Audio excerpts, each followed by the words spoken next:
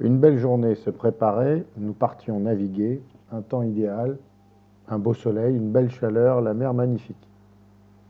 Déjà en sortant du port, je trouve que le moteur ne prend pas bien ses tours. Je décide toutefois de continuer, mais en partant vers le large, histoire d'hisser la grand voile dès que possible. Au bout d'un moment, le moteur refuse décidément de prendre des tours, puis cale. Je le rallume, il n'accepte que le ralenti, plusieurs fois, puis cale et ne redémarre plus. Comme vous l'avez vu, nous avons été remorqués, on a tiré des bords en attendant que le bateau arrive, puis les gens d'Arénis des Mares du port nous ont remorqués, remarquablement sympas, disponibles, sécurisants. Arrivé au port, le technicien Volvo nous attendait, il avait été appelé par la capitainerie. Je lui ai expliqué le problème, avec mon espagnol mélangé de français, d'anglais, d'italien, enfin tout ce que je peux trouver. Et il a trouvé la solution tout de suite. Il s'agissait en fait de bactéries qui avaient été aspirées du réservoir dans le conduit d'alimentation et qui l'avaient obstrué. Il a donc enlevé ce qui était à la sortie du réservoir, heureusement en amont du filtre à gasoil.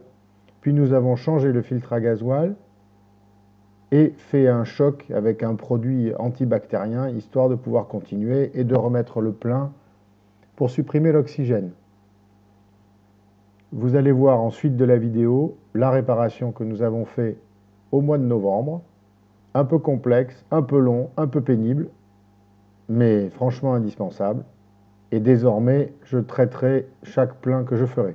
Nous avons pu tout de même continuer notre croisière, dont vous verrez les vidéos dans les semaines qui suivent. Tout s'est bien fini, mais lorsque nous y avons repensé, j'ai frémi à l'idée que le moteur se soit éteint dans le port ou à la sortie du port. Bref, il fallait donc partir au large, mettre la voile, car un bateau à voile, même sans moteur, doit rester manœuvrant à la voile, il est fait pour ça.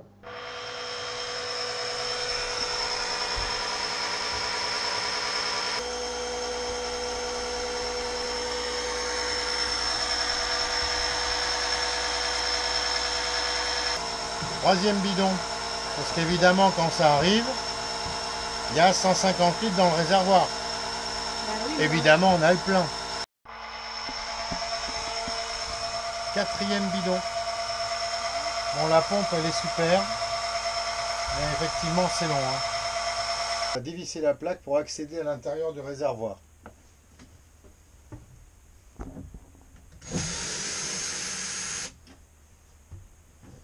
Évidemment les vis sont pleines de pâte à joint, donc il faudra les nettoyer et remettre de la pâte à joint après.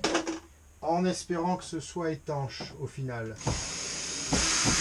Bon, maintenant on va essayer de décoller la plaque sans abîmer le joint. Ça vient pas. Aïe, aïe, aïe, aïe, aïe. D'accord, donc là. Ça y est, ça vient doucement.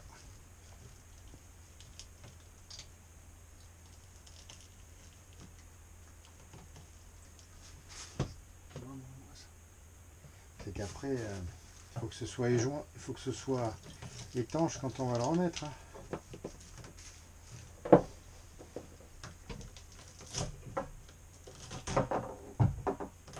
super.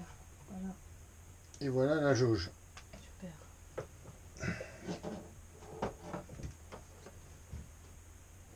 Voilà.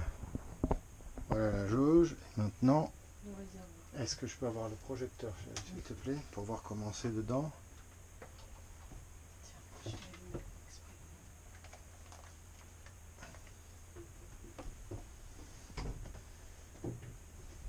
Bah, c'est bien, on est quasiment vide.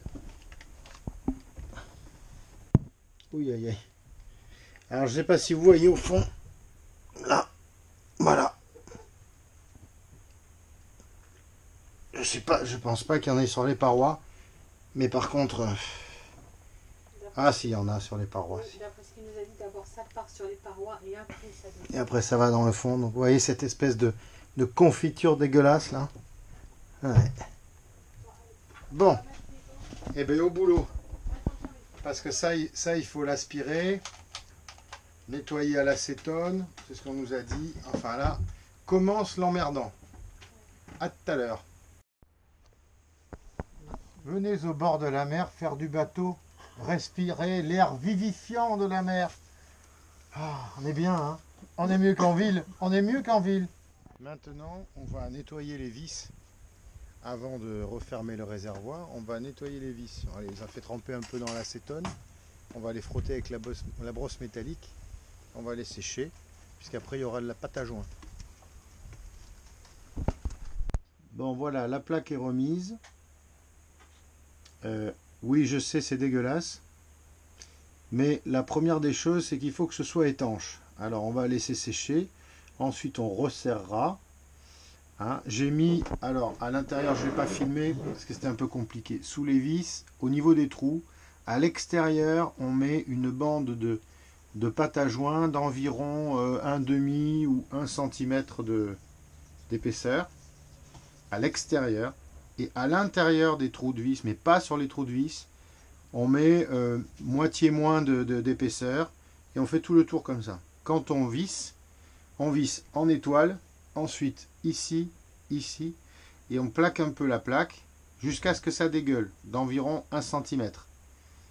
Une fois que ça dégueule, c'est facile, ça remonte par les trous des vis, donc ça prouve bien qu'il ne fallait pas en mettre. Et on visse comme ça de manière à essayer que ce soit uniforme, que la pression soit uniforme. Voilà. Donc après, ça sèche en environ 15 minutes, 1 heure. 2 heures peut-être, on va le laisser comme ça, et ensuite on enlève éventuellement le superflu, on nettoiera la plaque, et on donnera un quart de tour de vis à chacune pour resserrer un petit peu. Voilà. Maintenant, on va attaquer le pré-filtre. J'espère que vous voyez. Voilà. Attends, on va mettre un peu de lumière. Voilà. On va attaquer le pré-filtre et le filtre à gasoil.